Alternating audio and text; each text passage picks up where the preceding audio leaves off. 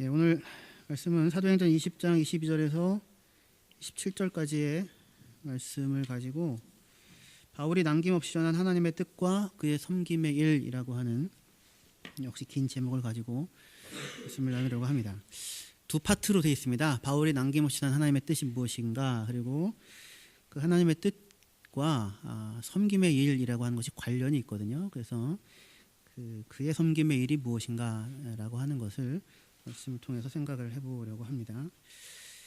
본문은 사도행전 20장입니다. 20장은 어느 정도 역사적 자리가 있냐면 바울이 이제 1차, 2차, 3차 전도 여행을 마치고 예루살렘으로 가는 중입니다. 예루살렘으로 1차 전도여행, 2차 전도여행, 3차 전도여행 때 내내 이방인들 교회들을 향하여서 예루살렘에 있는 가난한 사람들을 위하여 연보를 하면 좋겠다, 이런 거를 이전부터 바울이 얘기를 했었거든요. 그래서 그것이 이제 한 10년이 넘어서 꽤 많이 모여지게 됐습니다. 그걸 가지고 이제 예루살렘으로 가는 중이에요. 여러 사람들이 같이 갑니다. 아시아뿐만 아니라 마케도니아 지역이나 이런 지역에서 교회에 구제하는 일에 참여했던 교회 사람들이 같이 하여서 이제 가게 되는데, 바울이 지금 오늘 이 이야기를 하고 있는 자리는 어디냐면 에베소라고 하는 곳에서 한 50km 정도 떨어져 있는 밀레토스라는 곳에서 에베소 장로들을 불러와 가지고 그 에베소의 장로들에게 바울이 마지막 이야기를 하고 있는 중입니다. 에베소는 특별한 곳입니다, 바울에게. 왜냐하면 3년 동안 있었거든요, 거기에. 우리로 따지면 3년은 긴 시간이 아닐 수 있는데 바울은 최장 기간 여기 있었습니다. 그 이전에 고린도에서 1년 6개월 정도 있었지만 그거를 제외하고는 에베소에 가장 오래 있었던 것입니다. 근데 지금 이제 바울이 예루살렘으로 가는데 분위기가 심상치 않습니다. 목숨을 잃을 수 있는 상황을 염두에 두고 내가 주에게 받은 사명을 마치려 하면은 내 생명조차 조금도 귀한 것으로 여기지 않는다라는 이야기를 지금 하고 있고, 이 이야기를 듣는 에베소 장로들도 굉장히 마음이 편하지만은 않은 상황 가운데 있습니다. 결국은 같이 기도하고 울고 보내게 되는데, 그 예루살렘으로 이제 이렇게 가는 길을 가면서 바울이 지금 에베소, 자기가 3년 동안 사역했던 그 곳의 장로들을 모아놓고 다시 한번 자신이 걸어온 길이 어떤 길이고, 그리고 무엇을 향해 지금 달려나가고 있으며, 그리고 자기가 지금까지 살아온 것처럼 에베소에 있는 장로들 또한 에베소에서 성도들을 책임지고 말씀을 따라 사람들을 양육할 것을 권고하고 있는 그런 지금 상황입니다. 그때에 바울이 23절에 오직 성령이 각 성에서 내게 증언하여 결박과 환난이 나를 기다린다고 하시나. 지금 바울이 예루살렘으로 가는 그 길을 갈 때에 이제 배를 타고 이동도 하고 이제 나중에는 육로로도 이동을 하는데, 들르는 도시마다 사람들이, 제자들이 성령을 통하여서 성령의 감동을 받은 제자들이 말을 하는 겁니다. 환난과 결박이 기다리고 있답니다. 이렇게요. 가지 마십시오, 이렇게 되는 거죠. 성령을 통하여 말하되 예루살렘으로 올라가지 마십시오, 이렇게요. 근데 바울은 어떻게 하냐면 올라가겠다라고 얘기를 하고 있어요. 되게 재미있는 건데요. 보통은 우리는 성령이 예루살렘으로 막 우겨 넣을 것 같잖아요. 내가 너를 위하여 십자가 졌는데 너는 나를 위하여 그 정도 각오도 못하니, 너는 예루살렘에서 스테반도 쳐 죽인 놈이 목숨 아깝다고 도망갈 거니 가라! 막 이럴 것 같잖아요. 아닙니까? 근데 여기 이상해요. 분위기가 그게 아니라 바울은 막 가겠다는 거고 성령을 통하여 감동받은 사람들이 막 말리고 있는 겁니다. 말리면서 웁니다. 환난과 결박이 기다리고 있다고. 무슨 일이 벌어질지 모르겠는데. 하나님의 마음입니다. 하나님의 마음입니다. 바울이 지금 가겠다고 합니다. 혹시 죽을 수도 있지만 나는 죽음조차도 감수하면서 간다. 그렇게 할 만한 뭔가가 있는 겁니다. 그거보다 더 중요하다고 생각하기보다는 자기의 목숨까지도 다 쏟아 부어서 살아내야 할 삶의 이유가 있는 겁니다. 그게 뭐냐면 내가 주 예수께 받은 사명 곧 하나님의 은혜의 복음을 증언하는 일을 마치는 것입니다. 하나님의 은혜의 복음을 증언하는 일. 그러니까 바울은 지금 죽을 각오도 하면서 이런 일을 했다라기보다는, 그렇게 생각하시는 것보다 바울은 지금 혹시 죽을 수도 있는 상황을 염두에 두고서도 자신의 모든 것을 다 동원하여서라도 도달하고 싶은 삶의 자리가 있는 것입니다. 그게 복된 것이죠. 그죠? 그럴 마음이 전혀 없는데, 그렇게 귀한 것을 전혀 모르는데 성령이 와가지고 야, 너 예수 믿는 사람 잡아 쳐놓던 인간이 마지막 양심이라도 있지, 여기 와서 죽을 자리 가라, 이렇게 지금 밀어놓고 있는 것이 아니라, 그런 게 아니라 오히려 성령은 야, 가면 너 위험해, 이렇게 얘기를 하고 있고, 바울은 기꺼이 내가 거기로 가겠다라고 하는 거거든요. 아주 다른, 사실은 색다른 자리입니다. 사실은 모든 그리스도인의 삶의 자리도 이 자리여야 하는 것이고요. 이게 복을 누리는 것인데, 그렇게 하면서 이제 지금 바울이 마지막이 될 수도 있다라고 자기도 생각을 합니다. 그렇기 때문에 25절에 보라, 내가 여러분 중에 왕래하며 하나님 나라를 전파하였으나 이제는 여러분이 다 내 얼굴을 다시 보지 못할 줄을 내가 안다, 그렇게 얘기를 하고 있어요. 내가 알고 있는데 아마도 내가 생각하기로 다시는 당신들 얼굴 보지 못할 것 같다. 그래서 지금 마음으로 이야기를 하고 있습니다. 그러니까 굉장히 행복하고 화기애애한 분위기랑은 좀 다른 거죠. 그렇다고 무슨 분란이 있거나 그런 건 아니라 울지 않을 수 없는 어떤 그런 상황입니다. 그런데 그러면서 바울이 마지막이 될 수도 있으니까 이렇게 얘기를 합니다. 26절에 그러므로 오늘 여러분에게 증언하거니와 모든 사람의 피에 대하여 내가 깨끗하니 나는 내가 할 도리 다 했다, 이 얘기를 하는 거예요. 내가 할 것 다 했다. 근데 어떤 걸 근거로 해서 할 것 다 했다 얘기하냐면, 이는 내가 꺼리지 않고 하나님의 뜻을 다 여러분에게 전하였습니다 라고 얘기하는 것입니다. 내가 하나님의 뜻을 다 전했다 이거예요. 꺼리지 않고라는 얘기는 남김없이, 아껴둔 것 없이, 뒤에 빼놓지 않고, 다 전하면 장사 미천인데 장사 미천은 남겨놓아야지, 이게 아니라 다 하나님의 뜻을 남김없이 다 알려주었다 이거예요. 그래서 사실은 그런 의미에서 마음 편하게, 어떤 의미, 바울 입장에서는 다른 그 단계로 넘어갈 수가 있는 것입니다. 그래, 에베소는 그 선교의 여러모로 중심지였거든요. 근데 거기에다가 3년 동안 있으면서 제자들을 길러놓고 장로들을 세워놓고 하나님의 뜻을 남김없이 다 전해주고 알려주었습니다. 그래서 이제 혹시 예루살렘에서 내가 잡혀서 죽는 일이 있더라도 내가 일정 부분 할 수 있는 부분은 어느 정도는 이루어 놓고 있다라는 마음이 있는 겁니다. 바울이요. 그러면 도대체 여기서 바울이 지금 이야기하는 남김없이 다 전한 하나님의 뜻을 다 전했다고 했잖아요. 그 뜻은 무엇인가? 그걸 좀 생각을 해보려고 해요.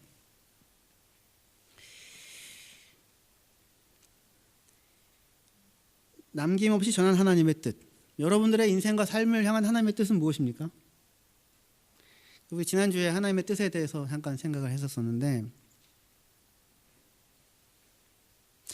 여러분들 말고, 죄송합니다, 항상 여러분과 저는, 우리는 여러분과 저를 구분하게 되는 게 아니라 우리는 하나님의 뜻에 대해서 평소에 관심이 많이 있으십니까?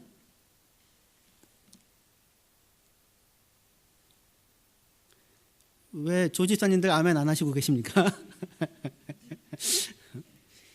하나님의 뜻에 대해서 뭔가 모호하거나 선택의 상황이거나 손해볼 수도 있거나 위험하다고 생각할 때 하나님의 뜻을 묻게 되는 경우들이 많잖아요, 사실상.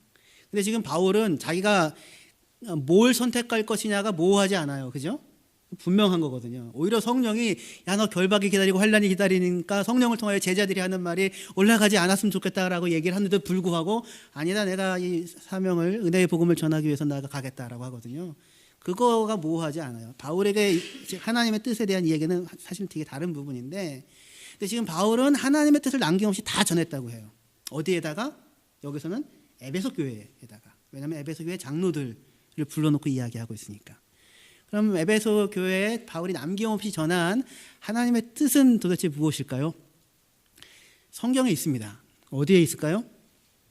에베소서에 있습니다. 에베소서에. 그래서 에베소서를 보시면 좋겠습니다. 에베소서 1장 3절부터 14절인데 좀 빡빡하게 되어져 있지만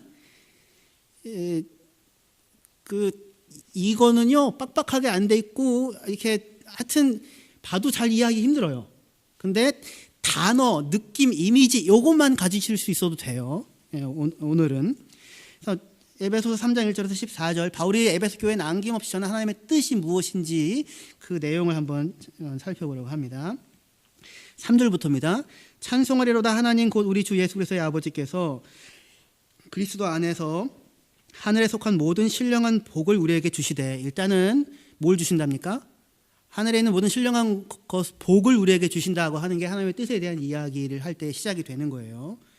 기대하셔도 좋습니다. 여러분들 기대하셔도 좋습니다. 하늘에 속한 모든 신령한 복을 우리에게 하나님께서 주시려고 하시는데, 복의 내용이 뭐냐면 크게 세 가지를 얘기하는데 4절부터입니다. 곧 창세 전에 그리스도 예수 안에서 우리를 택하사 우리로 사랑 안에서 그 앞에 거룩하고 흠이 없게 하시려고 그 기쁘신 뜻대로 우리를 예정하사, 하나님의 뜻이죠, 그죠? 기쁘신 뜻, 하나님의 뜻대로 우리를 예정하셔서, 미리 정하셔서 선택하셔서 예수 그리스도로 말미암아 자기의 아들들이 되게 하셨으니 이는 그가 사랑하시는 자 안에서 우리에게 거저 주시는 바 그의 은혜의 영광을 찬송하게 하려 하는 것이라. 그래요. 이게 첫 번째 중요한 하나님의 뜻입니다.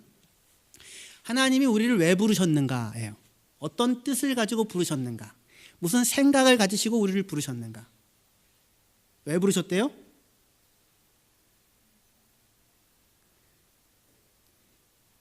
복 주시려고. 복 주시려고, 신령한 복을 주시려고. 근데 그 복의 내용을 뭐라고 얘기합니까? 한마디로 얘기하면 하나님의 아들들이 되게 하시려고, 자기의 자녀들이 되게 하시려고. 근데 이 자녀들이라는 말은 사실은 양자예요. 양자. 근데 양자라는 말을 쓰는 이유는 친자식이 아니다라는 뜻이 아니라 상속자라는 뜻이에요. 상속자. 하나님의 상속자가 되게 하시려고 우리를 부르셨대요. 이게 하나님의 우리를 부르신 뜻이에요. 알겠죠? 여러분들 평생 예수 믿고 평생 교회 다니실 거잖아요. 그죠? 특별한 일이 없는 이상 그렇지 않겠습니까? 평생 예수 믿고 교회 다니셔야 합니다. 근데 평생 예수 믿고 교회 다니시는데 하나님이 우리를 왜, 무엇을 목적으로, 무슨 생각으로 구원하셨는지는 아셔야 될 거 아니에요. 그죠? 그죠? 예수 믿고 병 나았다. 예수 믿고 좋은 대학 갔다. 예수 믿고 좋은 데 취직했다. 예수 믿고 병 났다가 했죠. 예수 믿고 마음이 평안해졌다. 이런, 그렇죠. 다. 그런 일들이 일어납니다. 물론 얼마든지 일어날 수 있습니다. 수반되어지는 일이죠. 수반되어지는 일. 그러나 본질은 아니죠. 목적은 그게 아니죠. 우리가 생각할 때 우리가 예수를 믿었다 또는 예수를 믿어드렸다 이렇게 생각할 수 있을지 모르겠지만 그게 아니고 하나님 입장에서는 하나님이 우리를 찾아오셔서 우리를 부르신 거예요. 찾아오셔서 우리를 부르셨어요. 뭐 하시려고? 복 주시려고. 복의 내용이 뭐냐면 하나님의 아들들이, 딸들이, 자녀가 상속자가 되게 하려고 해요. 상속자라는 건 무슨 뜻이에요? 아버지가 가지고 있는 모든 것을 자녀들에게 물려주겠다 이거잖아요. 그죠? 그러니까 하나님이 가지고 있는 모든 것을 우리에게 주어 누리게 하시겠다라고 하는 거예요. 그렇죠? 이게 지금 하나님의 뜻입니다. 우리를 부르신, 우리가 반드시 알아야 되는, 교회 다니면서 예수 믿으면서 꼭 알아야 하는 거예요. 그 다음에 일단 이렇게 얘기하고요. 7절부터요. 우리는 그리스도 안에서 그의 은혜의 풍성함을 따라 그의 피로 말미암아 속량 곧 죄사함을 받았느니라. 그러니까 무슨 대가로 우리가 하나님의 아들이 됐냐면 예수 그리스도의 피 흘림으로 말미암아 하나님의 자녀가 된 거예요. 8절 이는 그가 모든 지혜와 총명을 우리에게 넘치게 하사 그의 뜻의 비밀을 우리에게 알리셨으니. 뭘 알리셨대요? 비밀을. 어떤 비밀을? 그의 뜻의 비밀을, 하나님의 뜻의 비밀을 우리에게 알려주셨는데, 알리신 것이요 그의 기뻐하심을 따라, 이것도 뜻이죠. 기뻐하신 뜻을 따라 그리스도 안에서 때가 찬 경륜을 위하여 예정하신 것이니. 아직 안 나왔어요.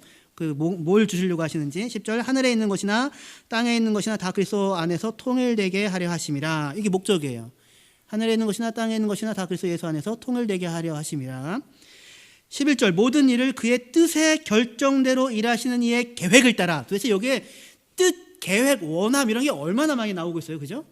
이렇게 문장을 잘 안 쓰는데 어쨌든 그의 뜻에 결정대로 일하시는 이의 계획을 따라 예정을 입어.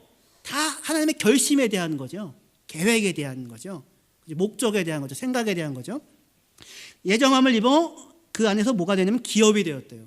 상속자가 되었대요. 소유가 되었대요. 하나님의 것이 되었대요. 기업이 되었으니 여기서 기업은 회사를 얘기하는 게 아닙니다. 저 어렸을 때는 그렇게 하나님이 나를 회사로 삼으시나 그렇게 사업체로 삼으시나 생각했는데 그게 아니고 이을기 그 업입니다. 그래서 유업으로 상속자로 우리를 삼으셨습니다. 소유로 삼으셨는데 이는 우리가 그리스도 예수 안에서 전부터 바라던 그의 영광의 찬송이 되게 하려 하심이라. 여기도 또 나옵니다. 그의 영광의 찬송이 되게 하려 하심이라. 두 번째 타일에서 우리에게 알게 하려고 하는 것은 뭐냐면 하나님께서 우리를 그의 상속자로 삼으셨잖아요. 아까 첫 번째 타일에서. 그죠? 상속자로 삼으셨어요. 상속자로 삼으셨는데 내용의 핵심이 뭐냐면 하늘에 있는 것이나 땅에 있는 것이 다 예수 안에서 통일되게 하려 하시잖아요. 요게 비밀입니다. 근데 우리가 상속자인데 누구와 더불어 공동 상속자냐면 예수와 더불어 공동 상속자예요. 예수님이 상속받을 온전한 권리를 예수님이 가지고 있고요. 덕분에 우리도 그 상속분에 참여하게 된 거거든요. 그런데 그러니까 예수님이 상속받을 내용이 곧 우리도 상속받을 내용인 거죠. 그죠? 그러면 하나님께서 이 모든 뜻의 기쁘신 뜻의 계획의 결정대로 예정하셔서 하시고 있는 그 목표가 방향이 뭐냐면 하늘에 있는 것이나 땅에 있는 것이나 다 예수 안에서 하나가 되는 거예요.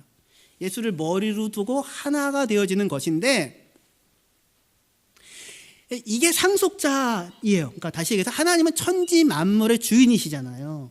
그걸 지으신 분이시잖아요. 그러면 상속자도 뭐여야 돼요? 그 천지 만물을 물려받아야 되는 거잖아요. 근데 다만 내 거야 라고 하는 것으로서 물려받은 것이 아니라 그 천지 만물이 예수 안에서 하나됨을 이루는 화평을 이루는 화목을 이루는 샬롬을 이루는 평화를 이루는 그것 하나님 안에 있는 그것 그것을 이루는 것이 그 상속하실 내용이에요. 그것이 상속하실 내용입니다. 그리고 나서 13절부터요. 1장 13절 그 안에서 너희도 진리의 말씀 곧 너희의 구원의 복음을 듣고 그 안에서 또한 믿어 약속의 성령으로 인치심을 받았으니 이는 우리 기업의 보증이 되사 그 얻으신 것을 속량하시고 그의 영광을 찬송하게 하려 하심이라 라고 합니다. 똑같이 그의 영광을 찬송하게 하려 하심이라고 되어 있죠. 근데 여기서는 누구에 대해서 얘기하냐면 성령에 대해서 얘기를 하는데 하나님께서 우리에게 성령을 주셨답니다. 뭘 하시려고? 우리의 소유, 우리의 기업의 보증이 되게 하시려고 우리가 상속받은 것을 누릴 수 있도록 허락하시려고 하나님이 주신 것이 성령이다 이거예요. 다시요. 정리할게요.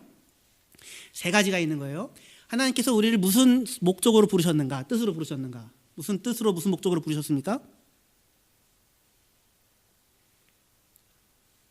하나님의 자녀가 되게 하시려고. 이거 여러분 외우셔야 됩니다. 외우셔야 돼요. 외우셔야 돼요. 교회 100년 나가셔도 이거 외우셔야 됩니다. 1년을 나가셔도 이거 외우셔야 됩니다. 하나님 우리를 무슨 뜻으로 부르셨다? 부르심의 소망이 뭐다? 하나님의 자녀가 되게 하시려고. 자녀라는 말은 상속자다 이겁니다. 두 번째 내용이 뭐냐면 그럼 상속의 내용은 뭔가? 그리스도 안에서 하늘에 있는 것이나 땅에 있는 모든 것이 통일되게 한다.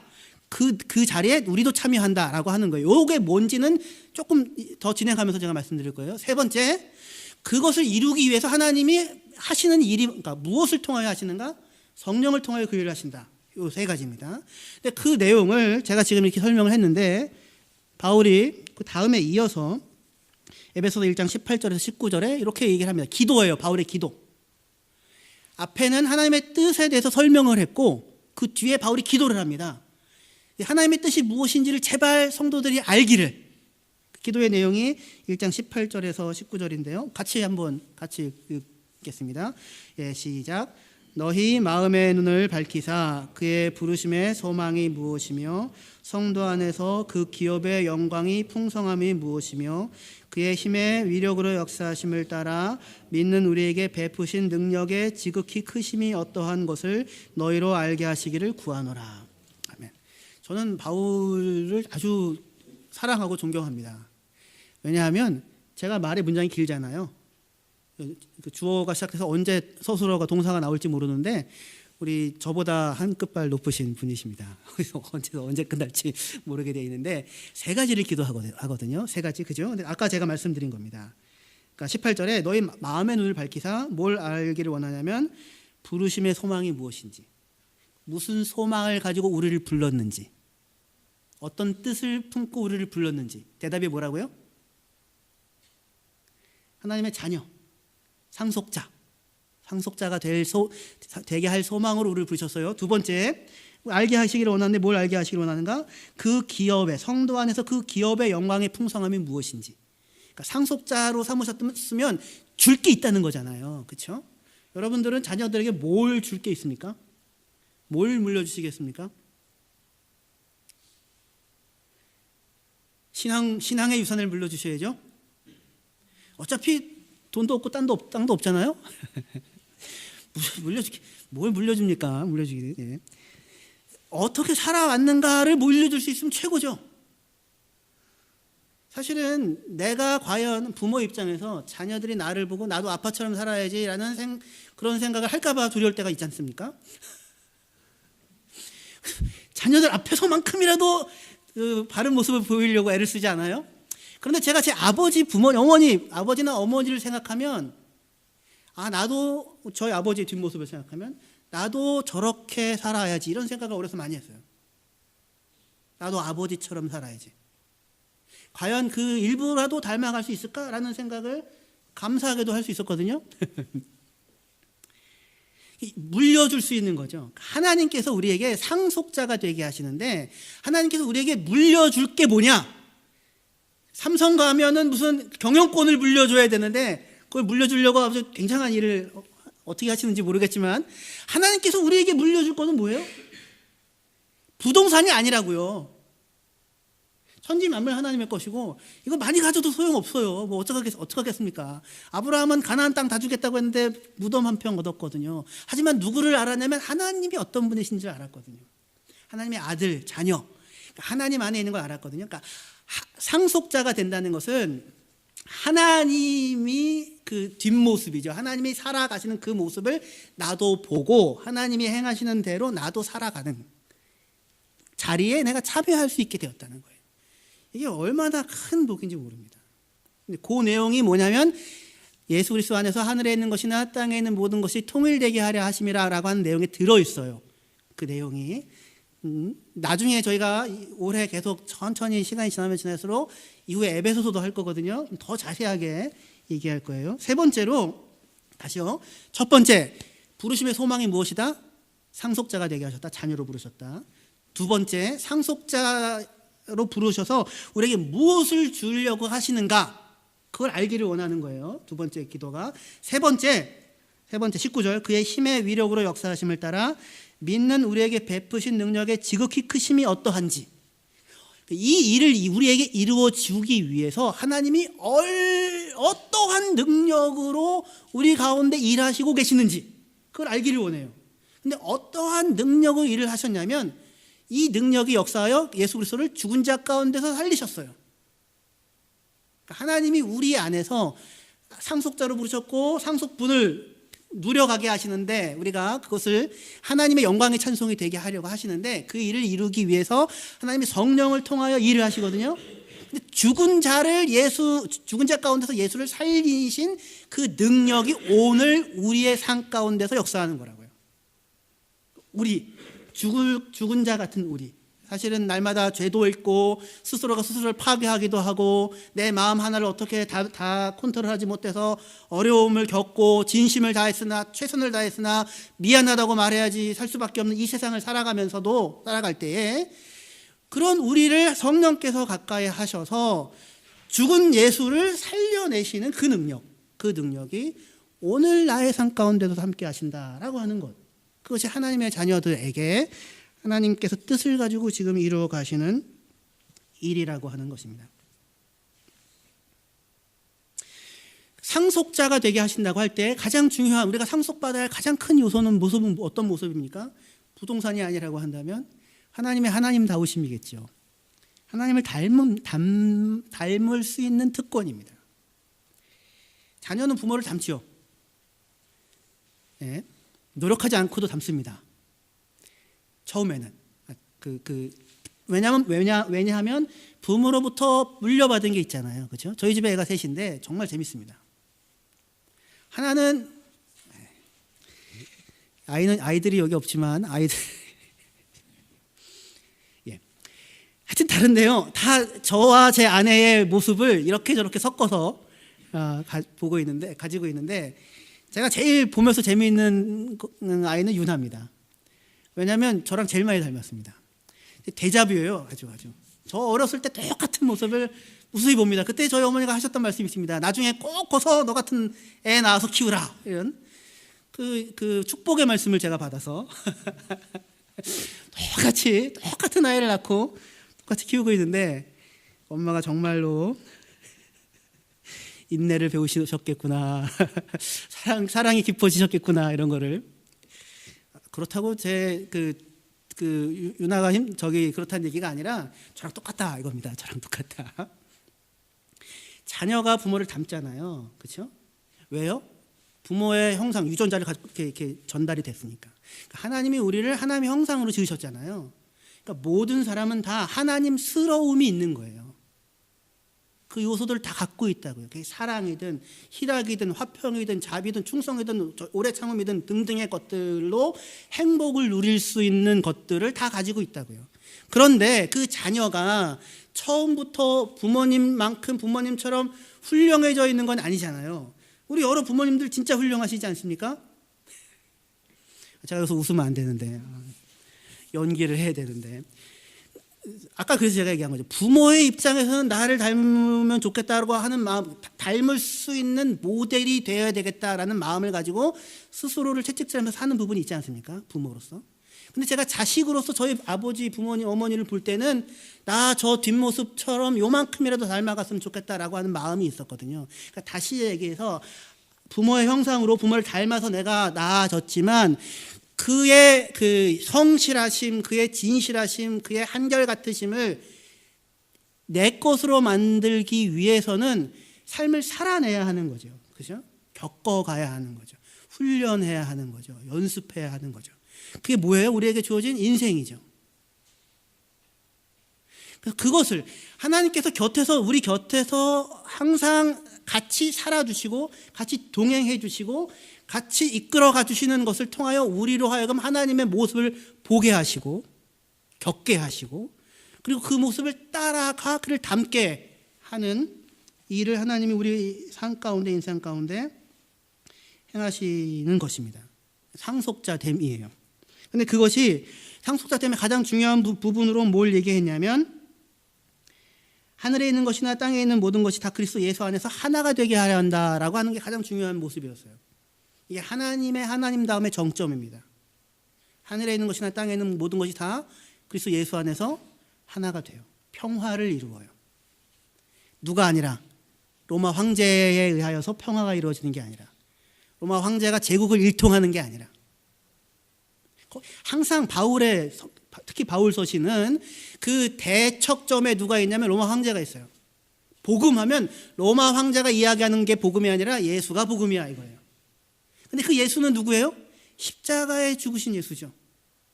그 십자가에 죽은 예수, 그러나 하나님께서 부활시키신 다시 살리신 예수, 그 안에 하늘에 있는 것과 땅에 있는 모든 것이 하나됨, 평화라고 하는 것이 가능해진대요.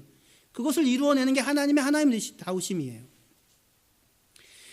로마 황제는 자기가 생각할 때 하나됨을 손쉽게 이루어낼 수 있을 것이라고 생각할지 모르겠습니다.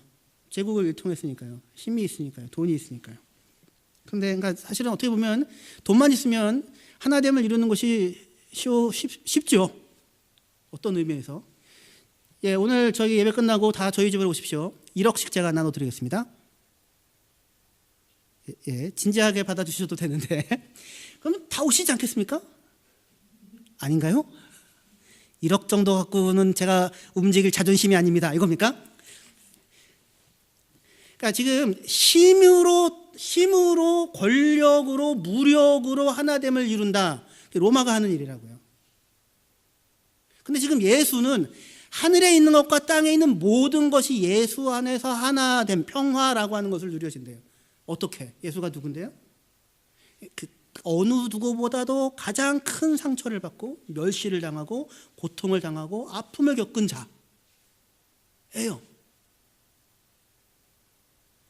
그런데 그런 그를 하나님께서 살리셔서 주와 그리스도가 되게 하셨다.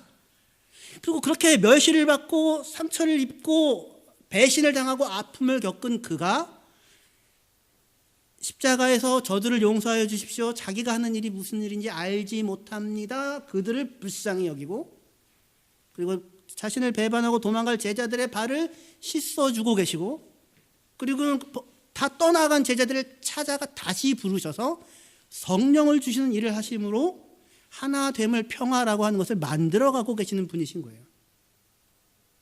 그게 하나님의 하나님 되심입니다. 그 일에 우리도 참여시키시는 거예요. 이러한 하나님의 하나님 되심은 우리가 애써 다른 여러 그 분란이 있는 장소에 가지 않아도 그냥 나 혼자 인생 사는 것으로도 무수히 이 하나님의 화평을 이루는 일을 내 인생 가운데서 경험하고 누려갈 수 있는 것입니다. 이 일을 이루기 위해 하나님께서 우리에게 누구를 주셨습니까? 죽은 자도 살려내시는 성령을 우리 각 사람에게 주셔서 우리를 내 인생을 내 손의 걸음에 책임지도록 막 홀로 내버려 두지 않고 성령이 오셔서 붙잡고 도우시고 책임지시는 분으로 우리 곁에 이렇게 엮여진 그런 인생으로 우리를 삼으신 것이 구원이고 복음인 것입니다. 이것이 우리를 부르신 하나님의 뜻이고 바울이 남김없이 전한 하나님의 뜻이에요. 하나님에게 뭐가 있다? 뜻이 있다. 하나님에게 생각이 있다. 하나님에게 계획이 있다. 그리고 그 일을 이룰 능력이 있다. 이게 지금 우리가 성경에서 보고 있는 것입니다. 하나님이 뜻이 있고요. 하나님이 계획이 있고요. 하나님이 목적이 있어서 우리에게 찾아오셨고 우리를 부르셔서 은혜를 베풀고 계시는 중입니다. 사람이 하나님의 뜻을 억지로 붙잡아 지켜내는 것이 아니라 하나님의 뜻이, 우리의 인생과 삶에 대한 하나님의 뜻이 우리의 인생과 삶 가운데 하나님께서 이루어 가시는 것, 그것이 우리가 놓치지 말아야 하나님의 뜻인 거예요.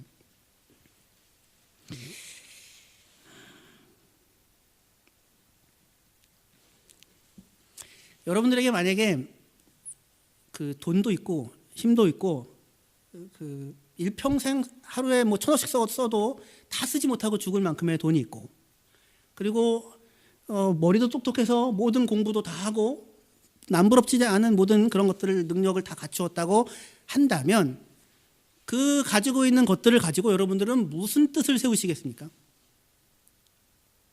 무엇을 계획하시겠습니까? 아까 교사 예배 때 우리 성희 형제가 차출이 되는데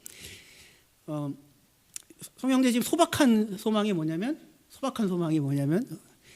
하지만 이루기 쉽지 않은 어떻게든지 독일에서 졸업해가지고 독일에서 취직을 해서 나름 커리어를 쌓아가지고 한국에 돌아가서 금이환영해가지고 좋은 직장에서 일하고 살아가는 거예요.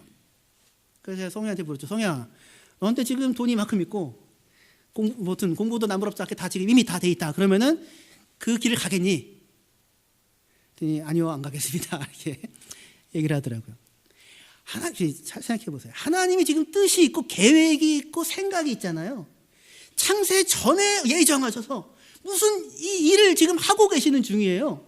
어떤 분이? 천지 만물을 지으신 분이, 모든 것을 가지고 계신 분이. 근데 뭘 꿈꾸고 무슨 계획을 가지고 계십니까?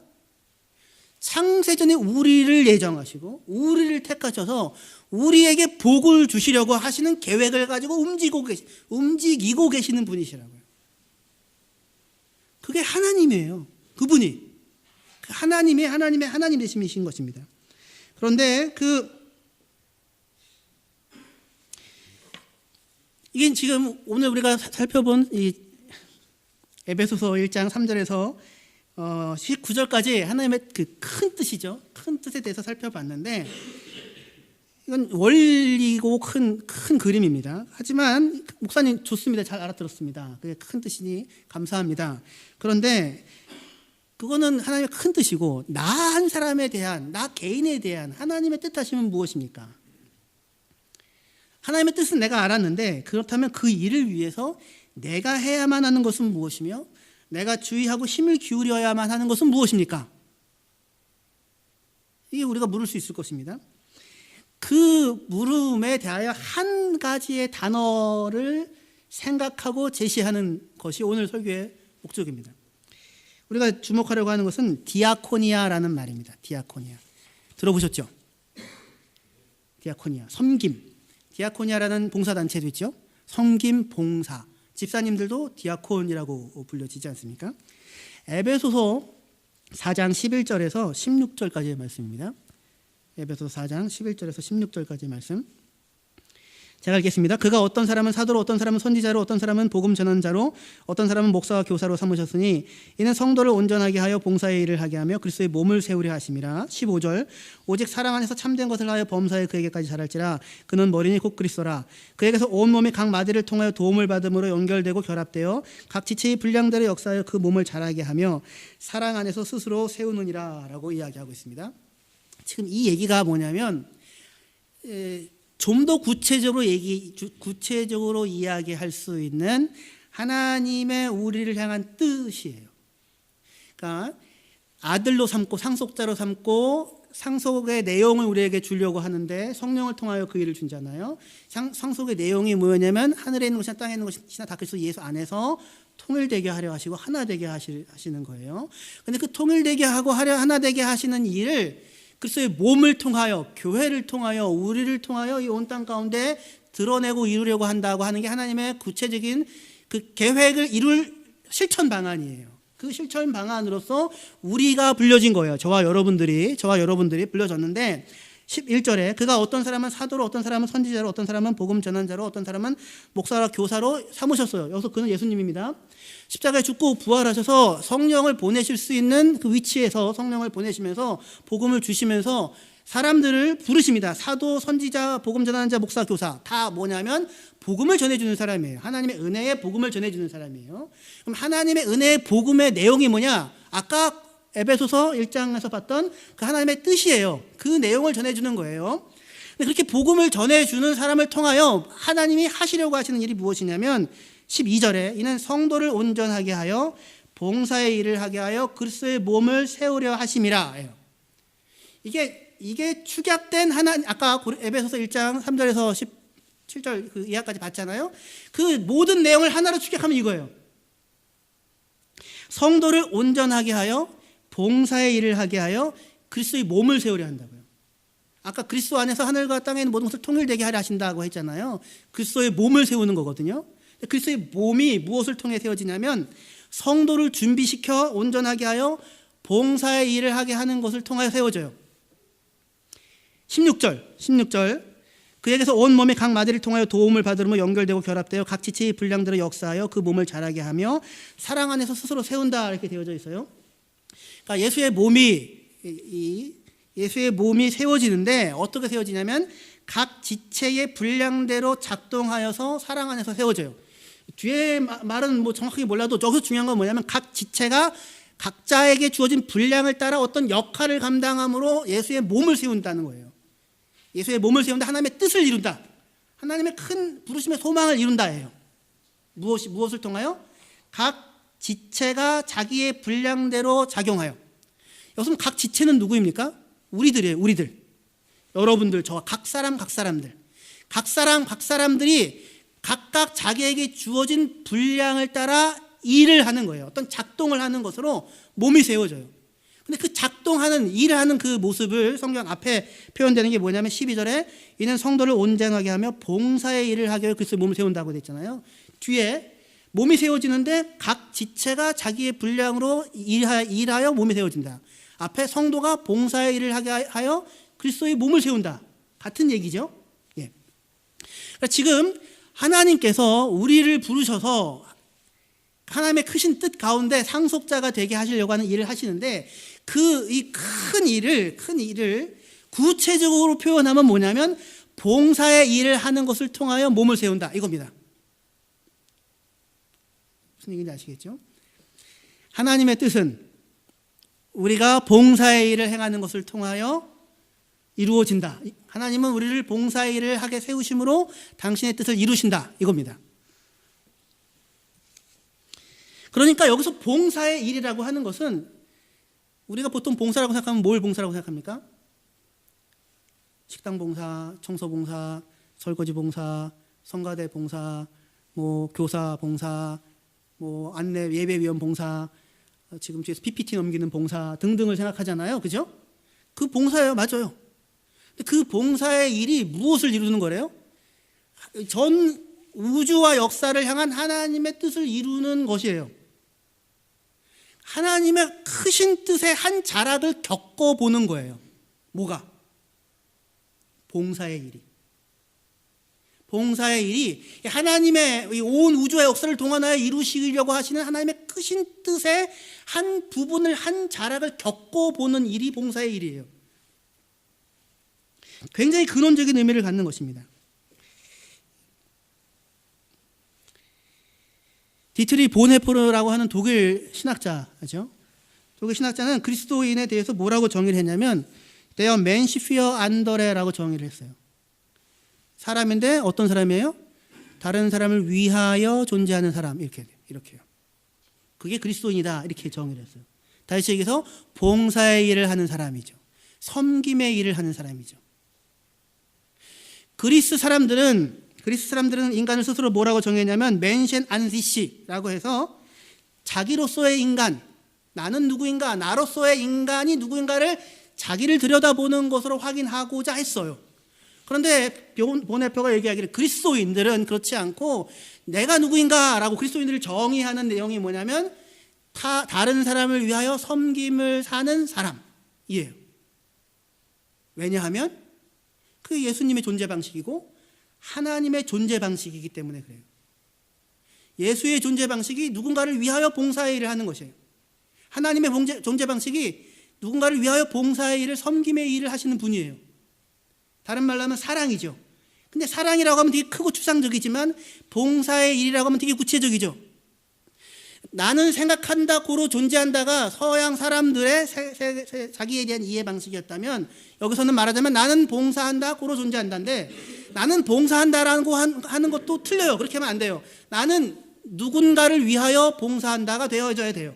왜냐하면 나는 봉사한다가 돼도 여전히 어디에 머물러 있습니까? 나에게 머물러져 있어요. 나에게 매몰되어져 있다고요. 나는 봉사한다. 나는 누군가를 위하여 봉사한다. 나는 김호일 집사님을 위하여 봉사한다. 나는 다니엘을 위해서 봉사한다. 이게 이런 거예요. 나는 내 말 안 듣는 자식을 감당한다. 이런 거죠. 구체적인 누군가를 위하여 봉사하는 자로 존재한다. 근데 이것이 생각보다 엄청 큰 하나님의 존재 방식이고 예수 그리스도의 존재 방식이며 그리스도인의 존재 방식인 것입니다. 예수님께서 뭐라고 말씀하십니까?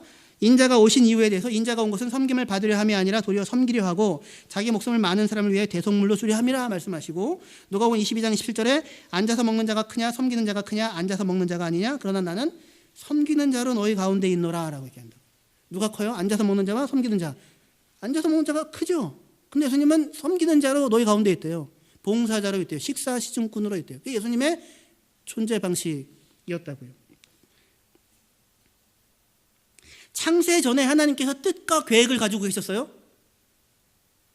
그 모든 능력을 가지고 무슨 생각을 하고 계셨냐면 우리를 위하여 섬겨주실 생각을 갖고 계셨어요. 우리를 위하여 우리에게 복 주실 생각을 갖고 계셨다고요. 그래서 그의 뜻의 모든 것들을 다 동원하여 우리 인류와 역사를 지금까지 인도해 오시고 오늘 여러분들의 삶에 이르기까지 여러분들을 도우시는, 봉사하시는, 섬기시는 분으로 하나님께서 계시는 것입니다. 그러니까 우리는 오늘 여기 존재하는 것 자체가 하나님의 섬김과 예수의 섬김으로 인하여서 오늘 우리가 존재하고 있고 생명을 누리고 있는 것이죠. 생명을 생명답게 누릴 수 있는 존재가 되었어요. 왜냐하면 우리는 하나님의 사랑을 받는 사람이거든요. 하나님의 사랑을 받는 존귀한 사람이거든요. 그렇게 하나님의 섬김과 봉사로 말미암아 내가 빌된되고 세워지고 하나님의 상속자로 세워지는 것이 우리의 인생이에요. 그리고 그 세워지는 그 하나님의 은혜를 겪은 자 또한 그것을 아는 대로 다른 누군가를 위하여 봉사의 일을 삶을 살아가는, 누군가를 섬김의 일을 살아가는, 누군가를 세워주는 삶을 살아가는 삶을 살도록 불러주셨습니다. 그것을 통해 하늘에 있는 것이나 모든 땅에 있는 것을 하나 되게 하시고 평화를 만드시고 화평을 지으시는 일을 하려고 하십니다. 그 섬김의 일로 저와 여러분들을 부르셨는데 그것이 우리의 인생 가운데서 어떻게 드러날 수 있으며 또 바울의 인생 가운데서는 또 어떻게 드러나고 확인되어졌는가 하는 내용을 다음 주에 이어서 또 계속해서 저희가 살펴보도록 하겠습니다. 기도합시다.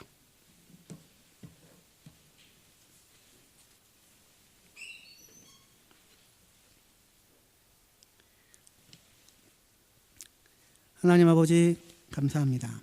내가 산을 향하여 눈을 들리라. 나의 도움이 어디서 올고 나의 도움이 천지를 지으신 여호와에게서로다. 여호와는 내 편이시라. 나를 돕는 자 중에 계시도다. 하나님께서 내 인생과 내 삶을 창세 전에 예정하셔서 뜻과 계획을 가지시고 우리를 세우시는 도움으로 계시기를 기뻐하셨고 오늘 우리를 부르셨고 하나님의 자녀로 삼으셨고 그 일을 이루기 위해 성령을 주셔서 하나님을 따라 봉사의 삶을 살아갈 수 있는 사람들로 세워주셨으니 감사합니다. 우리의 존재 자체로 인하여 누군가를 세워줄 수 있는 모든 역량을 하나님이 이미 우리에게 허락하셨음을 기억하게 하시고 주는 것이 받는 것보다 복이 있다고 말씀하시는 예수님의 우리를 향한 실천을 기억하고 우리 또한 그렇게 누군가를 위하여 자신의 삶을 내어줄 수 있는 사람으로 존재하는 하나님의 은혜를 누려가는 저희 모든 성도님들 되어지게 하여 주시옵소서. 예수님의 이름으로 기도합니다. 아멘.